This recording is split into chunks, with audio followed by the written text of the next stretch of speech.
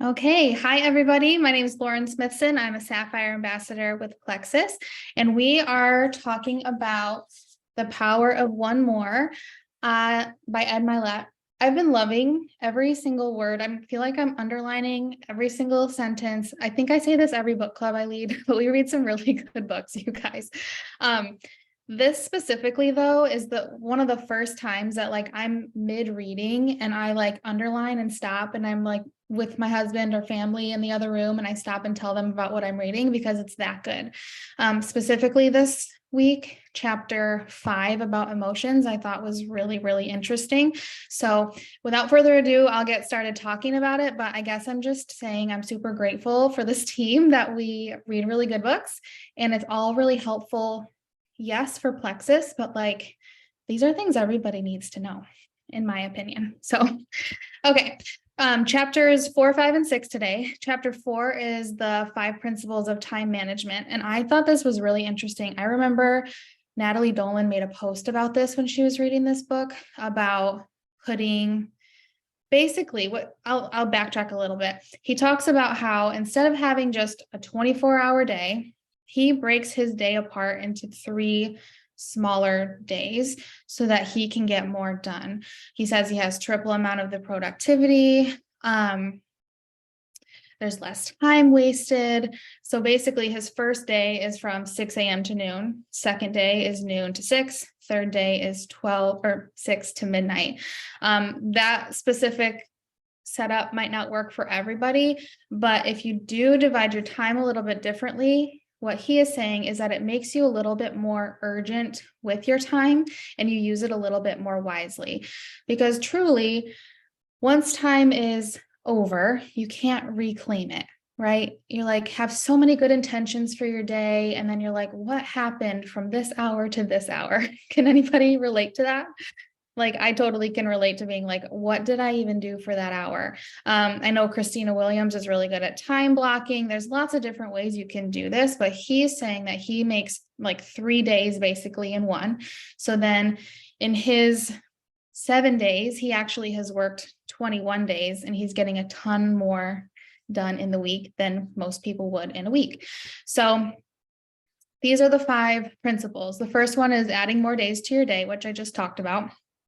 And then number 2, approach time with a greater sense of urgency. So this is where he compared like the 2 different types of runners, right? You have somebody that's running a marathon. And so they're going to jog the first 25.5 miles, because if you sprint that whole way, holy moly, which we'll get to in a second. But so you're jogging for 25 miles and then at the end they like see the finish line and they like kick it into high gear for the last little bit. Whereas people that are running like a 100-meter race, they're sprinting the whole time.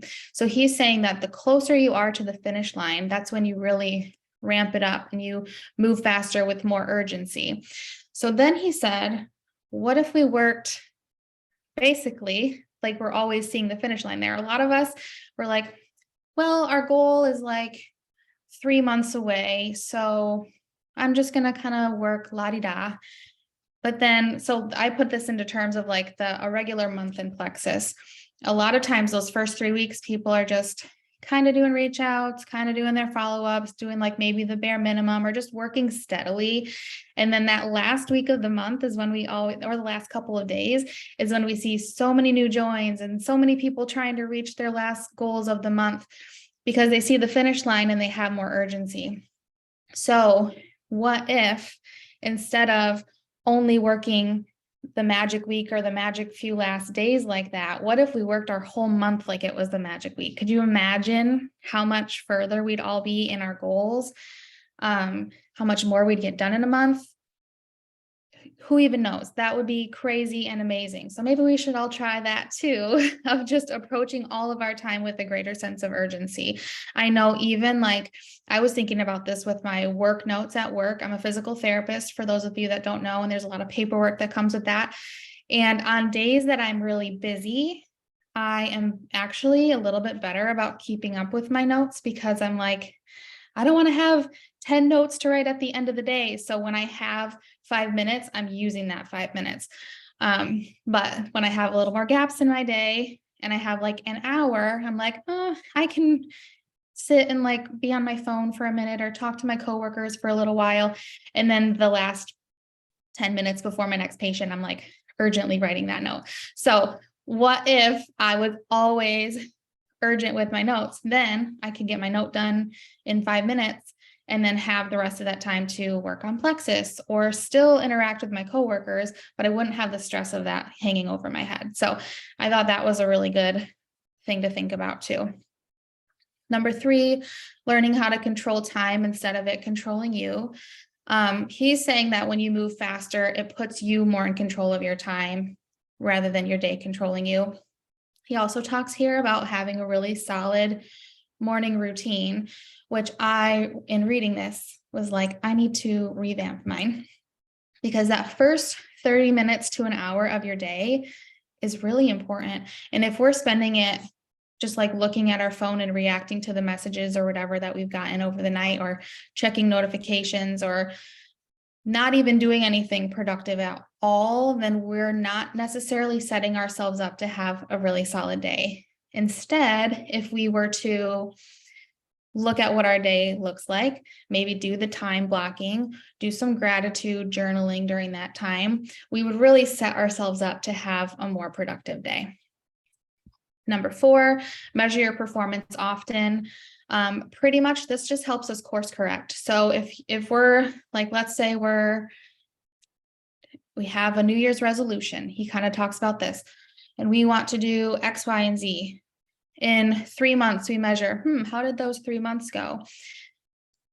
If we only measure ourselves 4 times in a whole 12-month year, there's only so much that we can do to change things, right? But if we were to look weekly and say, what went well this week? What didn't go well this week? What could I have done better? Then we can course correct earlier and make a change. And then next time we check ourselves, maybe have gotten further than we would have unless we just waited for 3 months, right? So really looking at and reflecting more often at how things are going so we can make adjustments and perform better. And then number 5 is focusing on the future. A lot of people end up stuck in the past for one of 2 reasons. Either they're upset by something they didn't do, or they're too excited about something they did do. So sometimes they're like beating themselves up, like I didn't make that rank, or I didn't accomplish that goal. Or there is the, wow, I'm so excited, I accomplished that goal. And then they like rest and sit back instead of continuing forward. So we just can't live in the past. We have to be aware of our present, but also letting ourselves think about the future, because that's where we're headed. And that's what he says in this chapter. We're headed to the future. So we need to be looking in that direction rather than focusing on what happened in the past, whether it's good or bad. So I thought that was a really good point too. So that was chapter 4 in a nutshell. We'll go to chapter 5 next. And this one was the one about emotions. So our lives, the quality of our lives is really dictated by the emotions that we have. Right in the beginning, he talks about, and maybe I want you guys to think about this. Think about people that you know that have a lot of joy, peace, passion all the time. They're probably living a really great life, accomplishing lots of goals, very happy. But then we all know the people that are like always in the dumps, always have something negative to say, and those people likely aren't living their best life. What happens is we all have this emotional home. I love this idea of the emotional home. This reminded me of the first chapter of the book where he's talking about the thermostat. We're all comfortable at a certain temperature.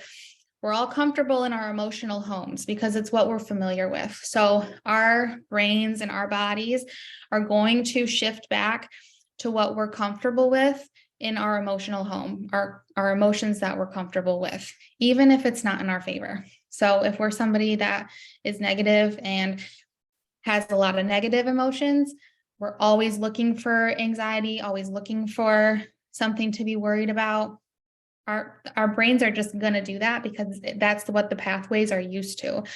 So if we want to change that, we can. It just takes intentionality and reflecting again on like what we already do. So really reflect on your own emotions and be honest with yourself I was when I was reading this, and there are things that I want to change too. And think about your good emotions, bad emotions. They're not really good or bad. I got to get to that in a second too, but really think about what your emotions are and if you're happy with those. Are you somebody that is thinking more positively more often, or are you somebody that kind of goes toward the negative more often?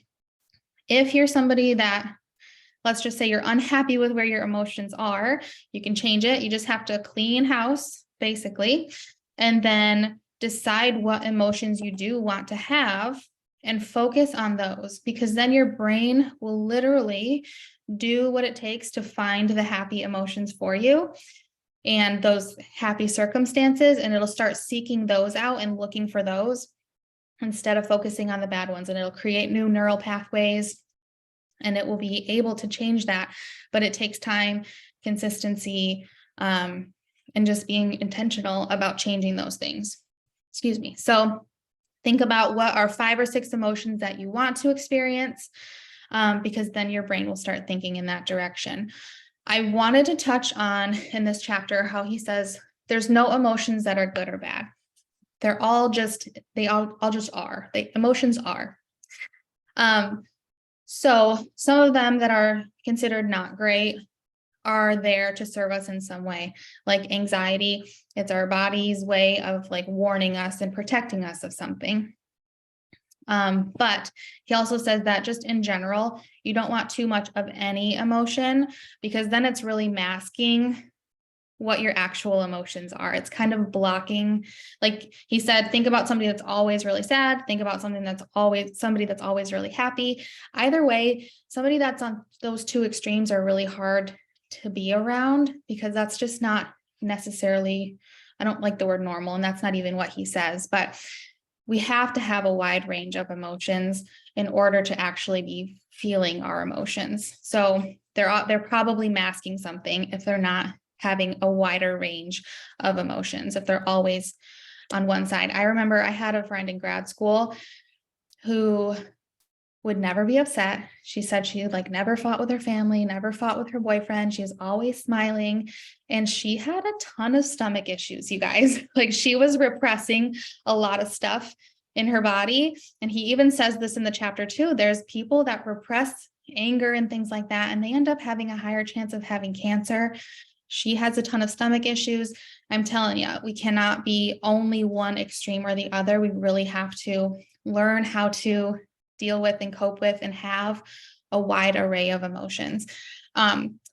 Going back to like the good or bad, it was really a funny coincidence. This morning, I got a little alert on my phone.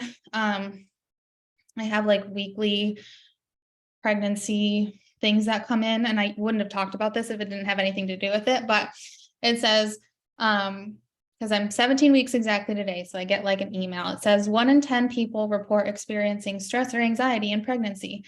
When worry comes, that's a sign that your mind is trying to keep you safe. Thank your brain for loving you and let the thought go. So it's kind of the same thing, right? Like it's good that we have this emotion. We're just making sure everything's okay, but sometimes that's not going to serve us well, and we just have to let that go. So that's what I have on emotions. But if you are somebody that's wanting to change your emotions, which I am, there's lots of stuff I want to change. He talks about how to do that at the end. So number 1, meditate. I've been trying to do this a little bit more lately. And then find balance. This is also really important. Make sure that you're taking time for you too.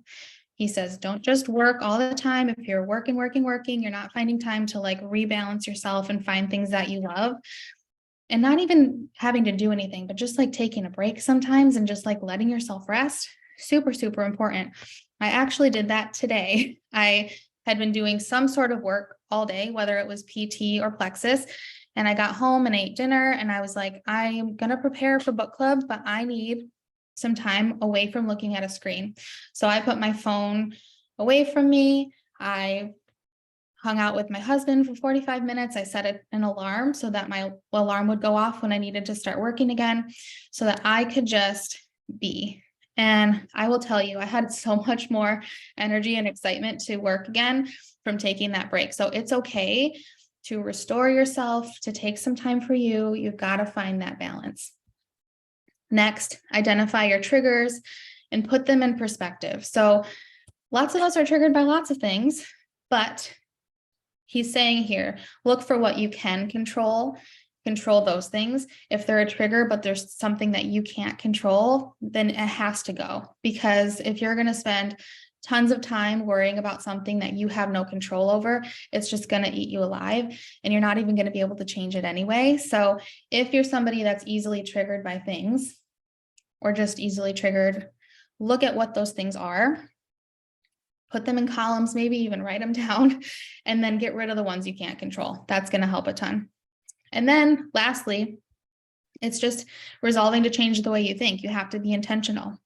So think of one emotion you'd like to have and one you'd like to experience less of, and be really conscious about switching that as often as you can so that you can have more gratitude than worry or whatever it is. But it just has to be a conscious effort.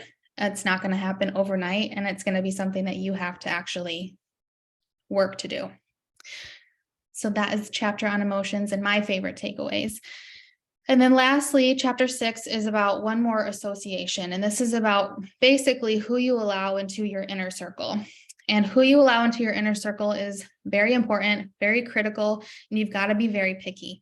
Because if you allow yourself to be around a lot of people, let's go back to the emotions, that are very negative or are just not adding value to you on a regular basis, or not inspiring you to be a better version of yourself, then that's really going to hold you back. It's not in this book, but we've read and heard so many times, you are the average of the 5 people you spend the most time around. So you really want to look at who those people are for you. And it might be hard. There might be some people that you're like, maybe they're not as good of an influence as I thought they were. Maybe they're somebody I don't need to have in my very direct inner circle. I just need to spend a little less time with them. And that can be hard, especially if it's like a family member. I know I have a couple family members that I love so dearly, but I don't think they could be in my like 5 people inner circle, because it would definitely hold me back. I was thinking about this with I was on bed rest for a couple months. My parents are living with us, which is actually such a blessing. But my dad's retired, and we spent a lot of time together because I couldn't move off the couch and he could spend as much time on the couch as he wanted. So we sat there together, and he had like TV shows he wanted to watch, and would like want to chat with me, and that was great. There's like time that we will never get back that I'm so thankful for, but also, well, and I had to be on bed rest, but it made it really hard for me to do productive things, because I was falling into, okay, I'll watch Price is Right with my dad, or, whatever it is. And that's okay, because that is time I will never get back. I'm so thankful for, but I also definitely wasn't my most productive self. And I was allowing myself to have different standards for my productivity during that time.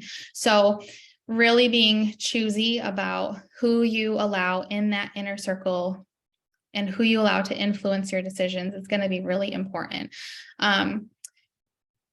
Not that I don't want my dad to necessarily be in my inner circle, but I need like mentors and people that are inspiring me to do more, and people that are growing themselves. Those are the people that you want in your 3 to 5 people. And he says 3 to 5 is plenty. If you try to have 15 or 20 people in your inner circle, that's too much to manage. You definitely can't have that many people in your inner circle. There's your next circles out, and they can be in those, but that 3 to 5 people, you want to be choosy around or about that. Lastly, I guess I just want to say, which I kind of already did say, if you choose poorly, these people could be holding you back. If these people are negative, focused on the past, like we talked about, focused on all the negativity going on in the world, like pulling you into things you don't need to be thinking about and talking about all day long, you're not going to be growing where you want to grow. Probably they can still be your friends, but you might have to just limit how much access they get to you. If you choose well, you're going to start reaching more goals, getting further in the things that are really important to you. So I guess just be really, really choosy about who is in that inner circle for you. And I promise you it'll help you reach the goals that you want to reach. So those are my takeaways. I probably said way more than I needed to because you guys probably have a lot of stuff to say too. So I'm going to mute myself and I'd love to hear what you guys thought.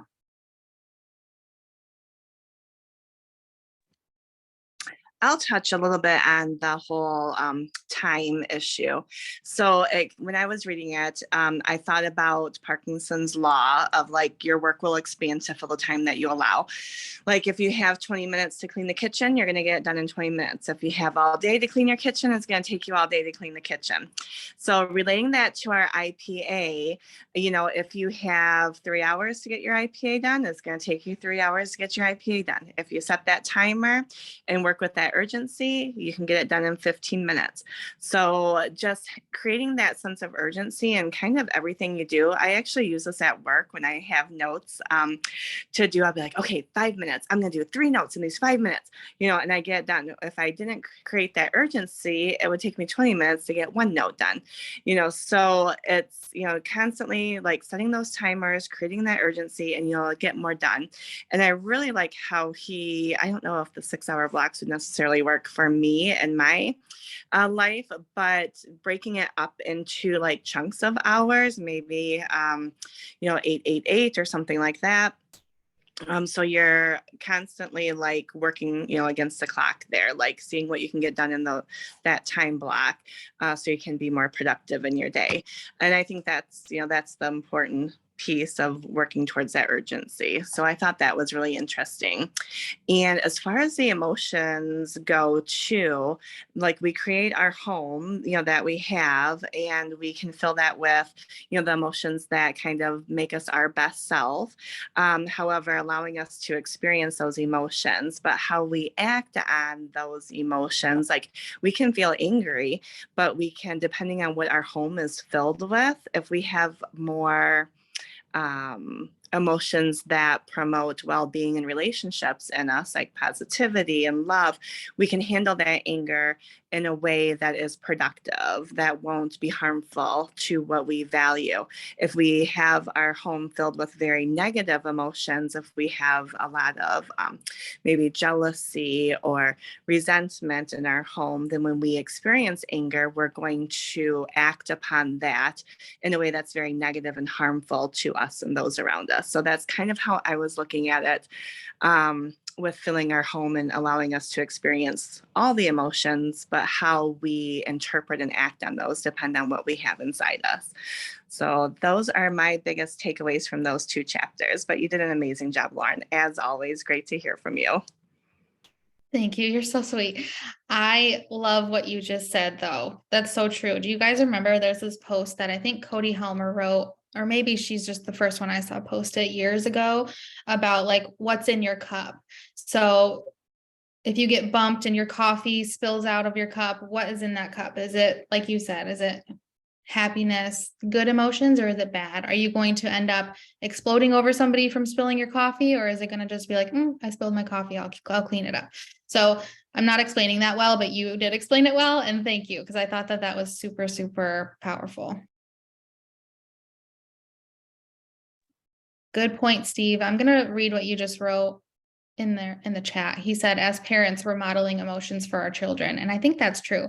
Probably a lot of what is in our emotional home comes from how we were raised and what we experienced growing up and in our like important years. So yeah, getting that figured out so that your kids can have some good examples is really important.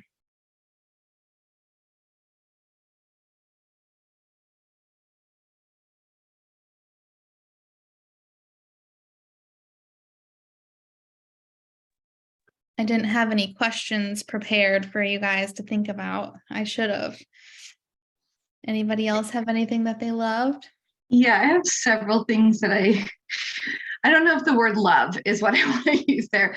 When I was first reading chapter 4, all I kept thinking was, does this man have children? Because I've lived in a household where I had my own children slowly introduced, and then I lived through a situation where I had other children immediately introduced and other people who needed my care. And for me to have 30 quiet minutes would have been waking up at 3 a.m. And even then, that would not have been guaranteed like 30 minutes to myself back then. But I appreciate how he broke down how we can choose to work in the situations we are. And the timer thing, Rochelle, 1,000%. I read a blog. I know there's still people doing that, but I read a blog probably 2006 that talked about the Pomodoro, which is like the little tomato timer. And I remember back then the Barney cleanup song, Clean Up, Clean Up. It's a song that lasts for like 2.5 minutes, but you literally could get kids to clear a floor in 2.5 minutes. And the same thing with our IPA. Yes, if you allow yourself 3 hours to send messages, it'll take you 3 hours to send 5 messages. But if you say, okay, I've got 15 minutes, I've got a list, you'll get it done so much faster. And I think you're just more intentional with it. Even with the invites that I was sending out today for tonight's party, I was super intentional, quick, bling, bling, but I was like, okay, I have 30 minutes before I have to leave to get Addie. So in 30 minutes, I would like to touch base with my product users again and send a few messages to some new people. So I love that. Take control. You're the only one that can take control of your time, but I'll also say there's just life, right? We just know that's going to happen. And I think he addresses that yes, if we take on life with urgency, we expect interruption. And so, but not to let it like throw the whole day away because the coffee spilled. So that's a good analogy. You don't throw the whole day away. You just wipe the coffee up and pour yourself another cup. It'll be fine. The emotional one, I loved how you reflected back on chapter 1 with that, Lauren. I think that, yes, we have to understand where our emotions come from in order to address them. I appreciated the couple of bits of scripture that were in these few chapters. The things that we dwell our heart on are definitely the things that come forward out of our mouth. And so if we are stressed and super uptight about something, even if our children or someone on our team does something that's not major, it can make us bark too much. And that's not, we need to watch what's coming from our hearts. It's very connected to what's in our minds and what comes out of our mouth. And the inner circle thing, I love that analogy. I think that it is super important to know that you have a small group of friends that are just there. I think your post the other day, Lauren, which had me in tears, and then also listening to your call while driving, not a good idea. But a small inner circle who knows the ins and outs of what you're going through, that you can be honest enough with, that they can also be honest enough with you to call you out when you're not doing the things you said you were going to do and not working the dreams you said you were working towards, especially in this business. I think it's super important to have that couple of people who know what your dreams and goals and what you're working for are, because then when your action or your results aren't matching up with that, they can not call you out, but they can address that with you. And it's important to have people that you trust enough to do that with. So I love that part about having a few close friends who are able to do that. And I love this community for that. I agree. So many good takeaways. Thank you.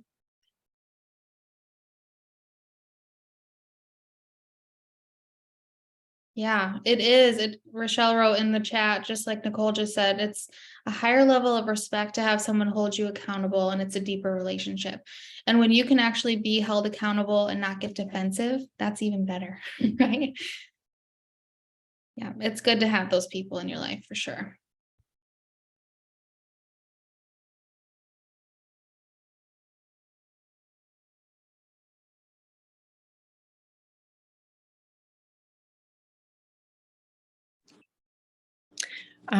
So I'm in physical therapy as well, just like Lauren is, and Rochelle, and so many other people on here. But I agree as well.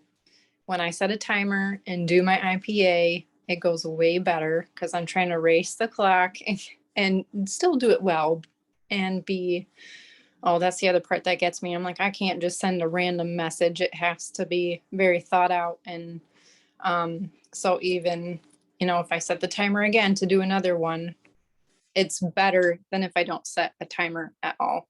Same for chores and my notes at work. So I like that analogy and that idea of being able to do things and setting that timer to actually get it done rather than just the whole day. You got the whole day. Well, I can do this first. Well, I can do this first. And that happens a lot for me. I'll be honest. Like, okay, maybe I should clean the kitchen first instead of doing my IPA. I'll do that next. Well, now I did my IPA way earlier and now I'm cleaning the kitchen. So I'm sorry, but I'm still listening and I love everybody's takeaways. Thank you all for sharing. Yeah, such a good point. It's easy to get distracted without timers, I think. I mean, I do that too. I've had times where I've had to set timers for notes on the weekend and I'm like, I'm only spending an hour on this so that I can do the other things that I want to do. Yeah, it's important. It's so easy to get distracted. Or yeah, you're mid-message and then like, this isn't perfect. And then you're like, trail off and think about other things. And then who knows how long you're thinking about it instead of just doing it. Yeah, or a child comes up and needs some help from mommy. That happens a lot too. So. And that's okay. That's what makes our job amazing because we couldn't take them to PT work. And I know one of the girls at one of our Ruby retreats would show her kids like, look, this is the mommy I'm helping and look at her kids. And she would show them and that helped her kids see that she was doing work and not just on Candy Crush or something. Because a lot of times our kids think, oh, you're just playing games on your phone or whatever.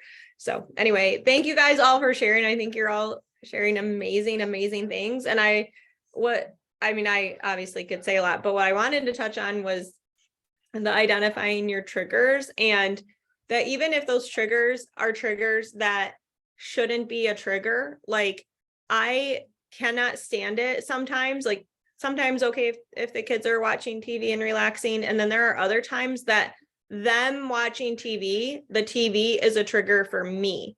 And so I have to redirect them like, listen, you guys can totally watch later. Right now we're going to do something else. And I would rather have them sitting at the table cutting styrofoam, making a huge mess, because I feel more calm when I know that they're doing something creative and with their brain and figuring out how that works versus wasting their brain on TV.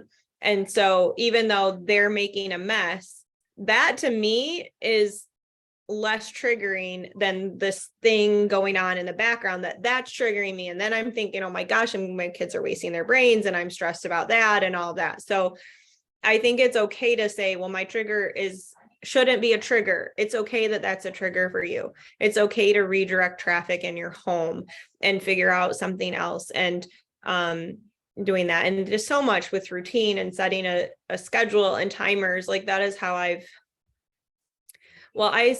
tell people I crashed into the eye doctor today at 11:43 for my 11:40 appointment, 3 minutes late. And I'm like, it's 11:40. I'm like, I'm sorry. I'm just trying to make the most of every minute that I have. And that's the truth. Like, I don't run late because I'm like over here eating bonbons and with my feet up. I run late because I do try to force myself to do a lot in a short amount of time. And I think it makes me very productive.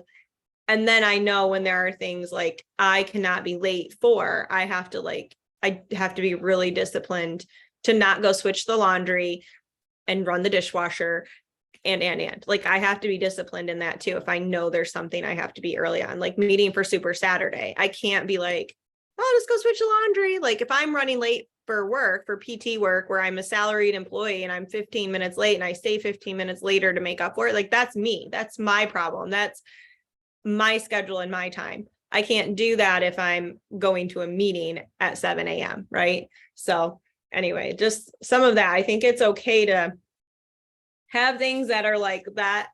Why is this bothering me so much? I need to get over it. Like, we shouldn't beat ourselves up about that. It's okay to manage things that might be weird so that we all can have a peaceful home. And just so much of that, like what you said, like our emotional, what Nicole said, what's in our heart comes out of our mouth, what's in our head. I'm like, just listen to your kids. And then, you have a good idea of what's in your brain when you listen to that. It's like a little mirror over there. Okay, well, now I know what to work on.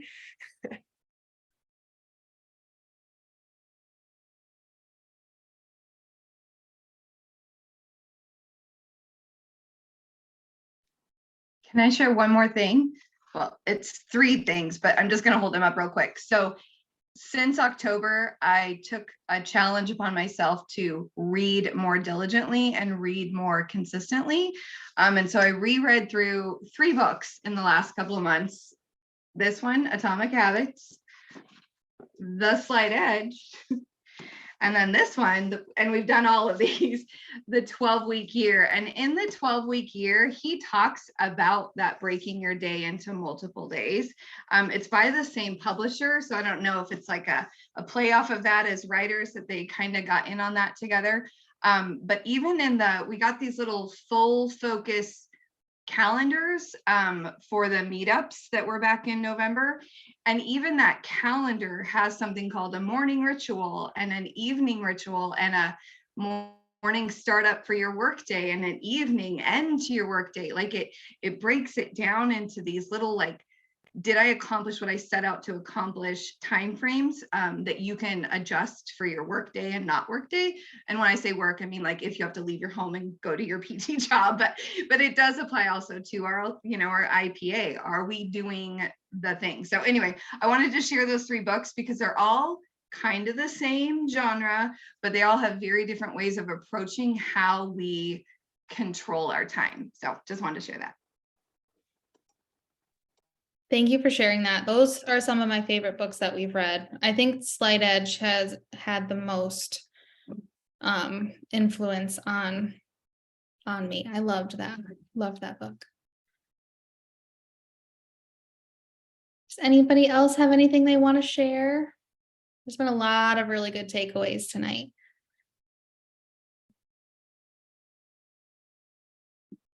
Okay, I will take that as a no. So thank you so much for everybody that shared. Seriously, so many good things.